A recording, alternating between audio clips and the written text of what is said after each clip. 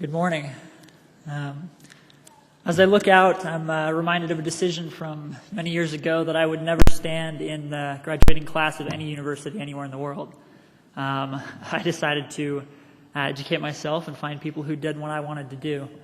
But here I am.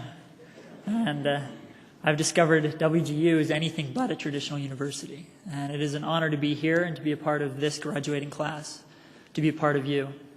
If you notice me dancing around while I speak today, it is not because I'm really excited to be up here. Although I do love to speak, it's because I drank way too much water this morning. I cannot eat anything before I speak, generally. So this morning I did not pay attention and I drank way too much water. I'm going to talk about two things today. But before I do that, I'm going to share with you my story. The two things I'm going to talk to you about here in a moment is a sandbox and magic. And to begin with, my story began many years ago. I've moved dozens of times in my life. With my family, I was homeschooled for 6 years and then attended 6 high schools after that. Change is what I've lived and breathed on my entire life. I cannot imagine what it would be like to grow up in one place or to experience the same life for a number of years. If things stay the same too long, I change them on my own. It drives my mother crazy. But about 8 years ago, I started pursuing an education, and I went to college. And I just couldn't sit in class that long. 18 weeks in one spot without traveling was way too long to stay put. And as I began to go to school, the grades suffered because I would work full-time, sometimes practically 7 days a week, go to school every night in the evening till after 10 p.m., and attempt to have a social life as well on the weekends. And that took its toll, and I just burned the candle on both ends until there was nothing left. And I started and stopped school 4 or 5 times, dropped out occasionally, and traveled and pursued education through seminars. And that was my life. That was what I did. The traditional way, I couldn't handle it. I couldn't stay there. And at some point, I started working at the University of Phoenix. This was just after I obtained my associate's degree. It took me 5 years to obtain it, which I hear is pretty average nowadays. So I began working at the University of Phoenix, and there I met a woman who is currently my mentor today, Eunice Quintana-Smark, and we had a great time. I worked there for a while, and she quit to come here, and she told me about the program and what it was about, the fact that it was competency-based, and you paid based on time, not on credits, and it intrigued me. And so once I quit working at the University of Phoenix, about a year later, I called her up and said, hey, what was the name of that university? What was it all about? And I started classes here in February, and it's July. Since then, I've done 103 credits to stand here before you today. And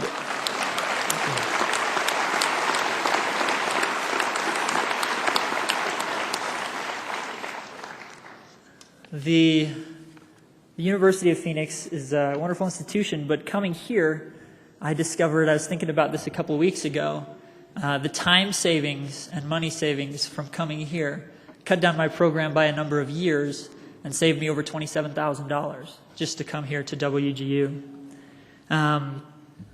So I would like to specifically thank Eunice for everything that she's done and for encouraging me and pushing me to do my best and to some days I was like, I don't know, I'm going to go four-wheeling or I'm going to go on some dates. She specifically told me once to tell my temptress of a girlfriend to watch out. She was taking too much of my time. And I did that. It was a pretty interesting experience. I would also like to thank my mother. For many years, we had many discussions, talks, arguments, whatever you would like to call them, about the need to get an education, the need to get a degree.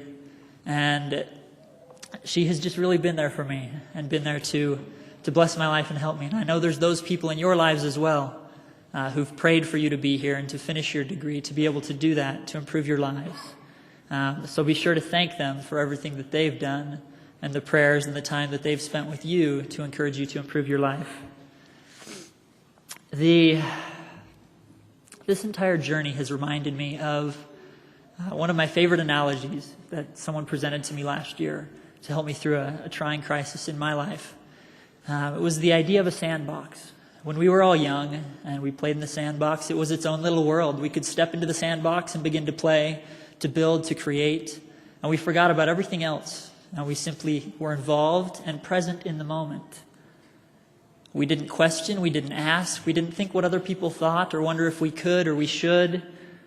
We didn't think about it. We just simply stepped into the sandbox and played. And every single one of you here in this room that's graduating, every one of you here today, has at various times in your lives stepped into the sandbox before you and played. There have been other times when we have sat on the sidelines. We've questioned ourselves and wondered. But it is stepping into the sandbox of life that we become fully significant and we achieve serenity in our lives.